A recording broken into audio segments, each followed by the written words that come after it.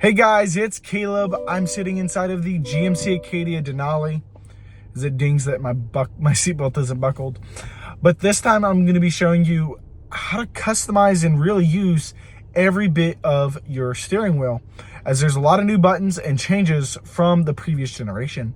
So let me flip you around and hop right in. So I've backed my seat up a little bit and zoomed out on the camera just a little bit here. But we're going to start from our left and go to our right. So starting with everything over here on the left is majority of vehicles have your cruise control on the left. This is turning it off or disabling it, and then this is turning it on. And you'll notice it right here in the gauge cluster.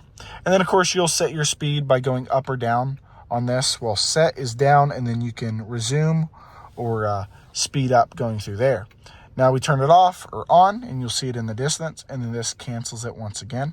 Now this button right here on the right is for your gap adjust, and you'll see it on the screen. I'm pulling it down, or I'm pulling it down. There's no push up, so you'll have to set it however you choose. I'm going to set it on 3. And then you have this one right here, which is Super Cruise. You will need to be driving on 4-lane major interstate roads, so as highways, interstates, things like that. And this is your Super Cruise. It'll light up, and this guy's what it's looking for. Now then right here you have low gear. You'll click that, but you do need to be in drive first. And I've made a whole separate video on this. So you'll click low, and then it'll allow you, as you're going, to be able to click through the paddle shifters, and you can go plus or minus on that. Once again, I've done a more in-depth video as well. And then behind it, I'm going to go ahead and open the door so I can show you. Now you have controls on the left here to change through your different volume, your different music stations, radio stations, podcasts, things like that. Or it's a skip button as well. Now right here, and it's a bit harder to see, this controls your steering wheel going up, down, in and out, and you can see it very minorly. Yeah, it's a bit hard to see right there. There's the button. So it goes up, down, in and out for your power telescopic steering wheel. Now, as we're moving over to our right, you have your talk system, so you can speak to your Siri, your Google, your Android assistant, whatever it might be. You click it once for the in-vehicle system, and then you press and hold it that for about 2 or 3 seconds to hit your Siri or your in-phone person. Now, you also have music, which can help you filter through those. So I've turned it on, and you'll scroll down this wheel to choose those different options, and then you push it in to select said option.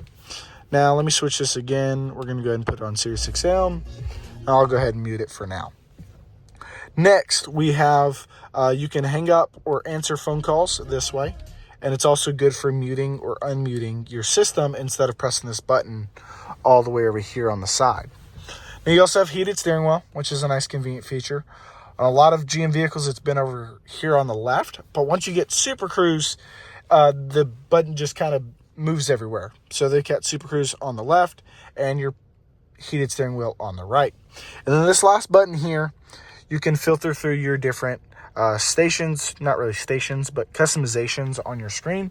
I've even made an entire video on your customizations as well.